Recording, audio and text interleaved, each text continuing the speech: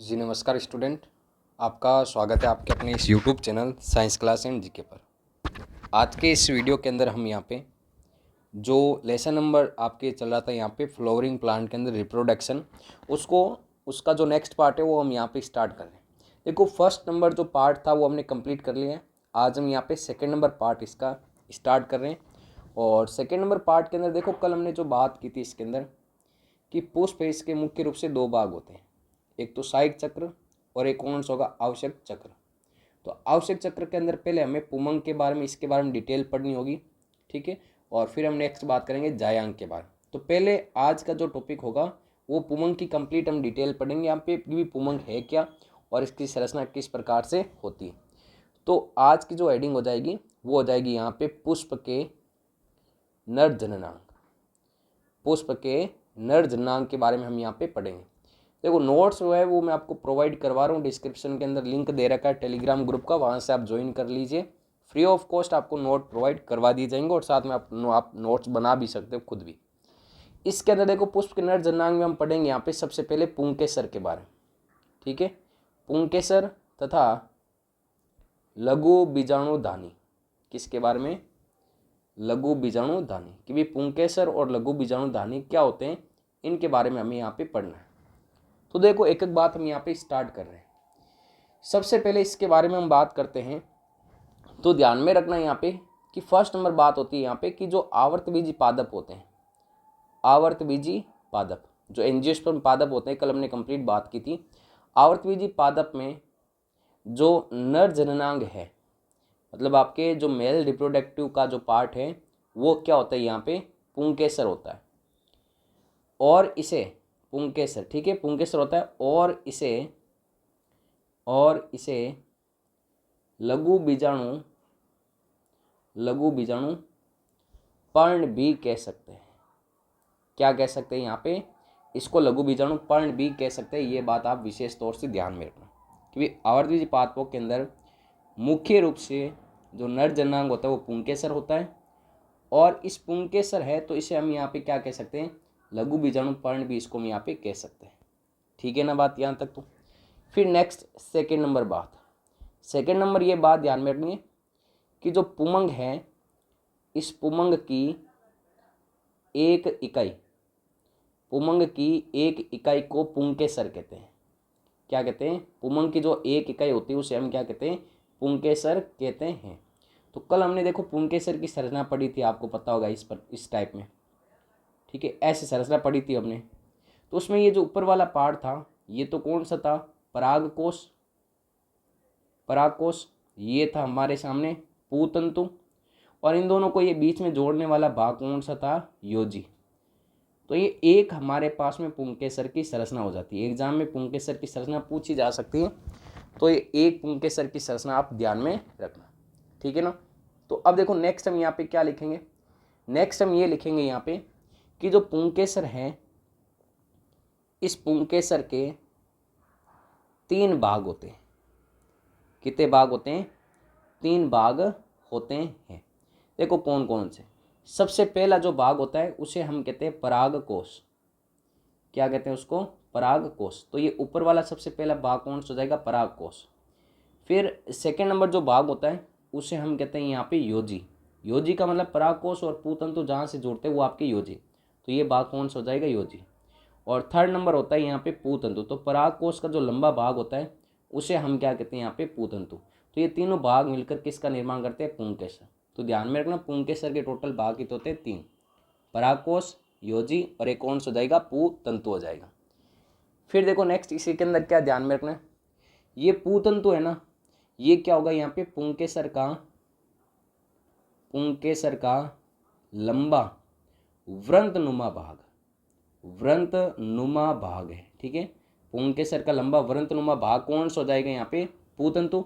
जिस पर देखो डायग्राम ध्यान रखो, ये डायग्राम याद है तो ये जो डिटेल्स जो मैं लिख रहा हूँ वो आसानी से याद हो सकती है।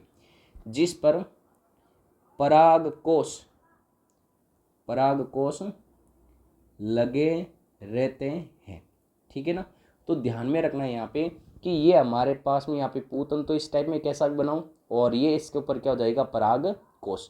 तो ये तो हो जाएगा पूतंतु और ऊपर वाला ये जो पोर्शन है हमारे पास में, ये कौन सा हो जाएगा, पराग कोश। तो ध्यान में रखना, इसी के अकॉर्डिंग लैंग्वेज बनाई हमने यहाँ पे। और लैंग्वेज में क्या लिखा है कि जो पुंकेसर का लंबा वृंतनुमा भाग क्या होता है, पूतंतु होता है, जिस पर क्या लगे होते हैं, परागकोश। तो आप ये डायग्राम देख सकते हो और इस डायग्राम के द्वारा आपकी सारी चीज़ें यहाँ पे क्लियर हो जाएगी। ठीक है, इतनी बात तो समझ में आई होगी। अब हम बात करेंगे यहाँ पे इस परागकोश के बारे में बात करेंगे कि भाई परागकोश है क्या। तो देखो भाई, परागकोश के बारे में बात करें, परागकोश पोलेन से कहते हैं इसको, ठीक है ना। देखो परागकोश की संरचना बनती कैसे, ये परागकोश हमारे सामने इस टाइप में बनता है, ठीक है। और फिर ये आपकी इस टाइप में संरचना होती है इसके नीचे, ये हमारे सामने पूतंत्र होता है। तो पहली बात तो परागकोश है, आपको देखने पर पता लग रहा होगा कि परागकोश कोष्ठीय संरचना है। कैसी संरचना है, कोष्ठीय, कोष्ठक के समान ही तो संरचना है, चैम्बर के समान। पहली ये बात आपको क्लियर हो जानी चाहिए यहाँ पे। फिर सेकेंड नंबर बात क्या होनी, परागकोश के अंदर आप देखोगे दो पाली, एक तो ये पाली आप ब्लू कलर वाली, और एक आप पाली इसमें यहाँ पे रेड कलर वाली देख सकते हो, ठीक है। तो परागकोश पहली बात तो ये होगी कोष्ठीय संरचना है।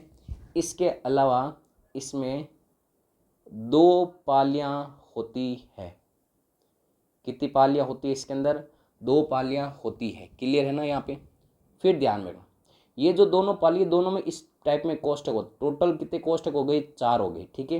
दो पाली होती है। फिर ध्यान में रखना यहाँ पे परागकोश है, इस परागकोश के अंदर देखो दो पालियाँ हैं, तो इसको हम कहते हैं द्विपालित।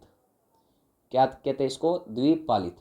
अब इस प्रकार से इसमें दो पालियाँ हैं और इसमें डिवीजन होता है ऐसे, तो चैम्बर कितने हो जाएंगे, 4, ठीक है, द्विपालित।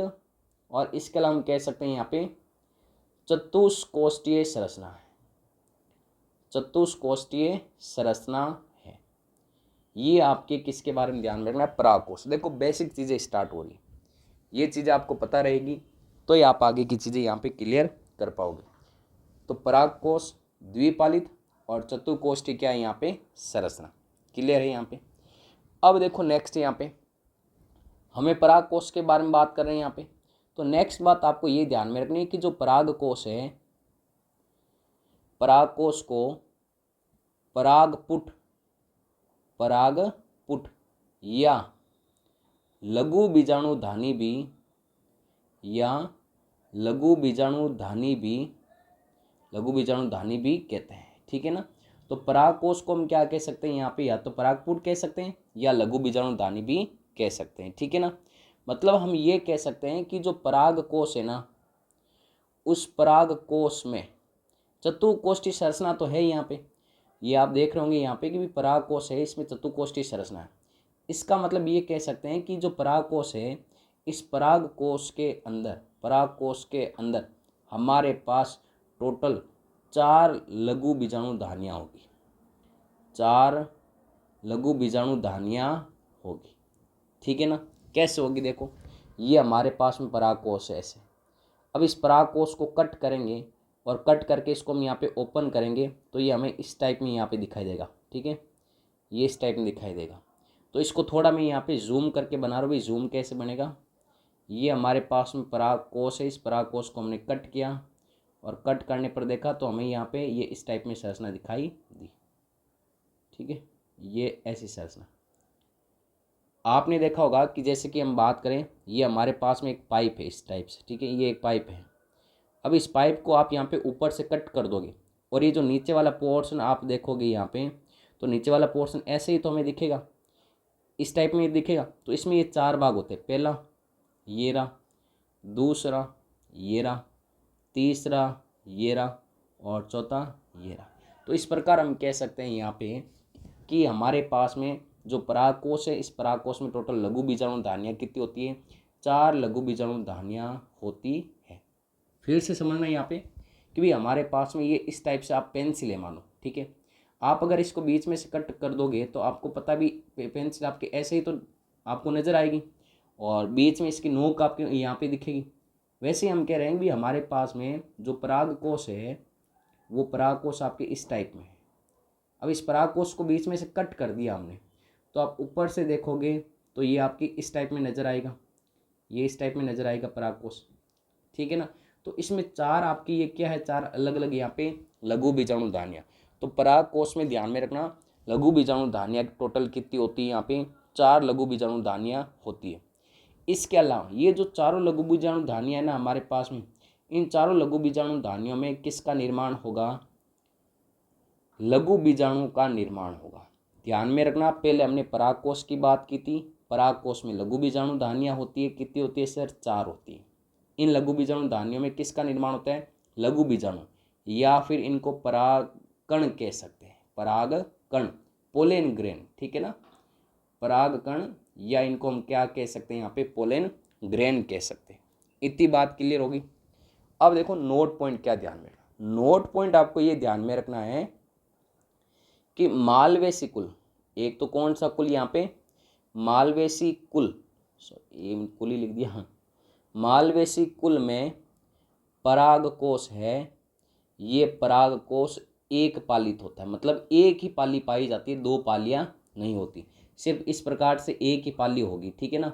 ये इस प्रकार से परागकोश होगा, किसमें, मालवेसी में।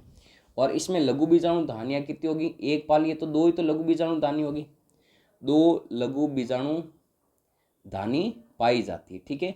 और ये भी ध्यान में रखना भी मालवेसी कुल में कौन कौन से आते हैं, यहाँ पे गुड़ल है, ठीक है, इसके अलावा कपास हो जाएगा, कपास के अलावा भिंडी हो जाएगी, ये किस्म आते हैं सारे मालवेसी कुल के अंदर आते हैं। तो नॉर्मली आपको ये परागकोश की जो संरचना है ये आपको पता रखनी है। और परागकोश के अंदर 4 लघु बीजाणु धानियाँ होती है, और इन लघु बीजाणु धानियों में लघु बीजाणु या परागकण का क्या होता है, निर्माण होता है, ठीक है। बाकी की जो चीज़ें वो हम नेक्स्ट क्लास में धीरे धीरे कवर करेंगे, चीज़ें आपको आसानी से यहाँ पे समझ में आए। वीडियो कैसा लगा वो आप कमेंट जरूर करें, और नोट्स के लिए टेलीग्राम और व्हाट्सएप ग्रुप ज्वाइन जरूर करें। मिलते हैं वापस नेक्स्ट वीडियो के अंदर।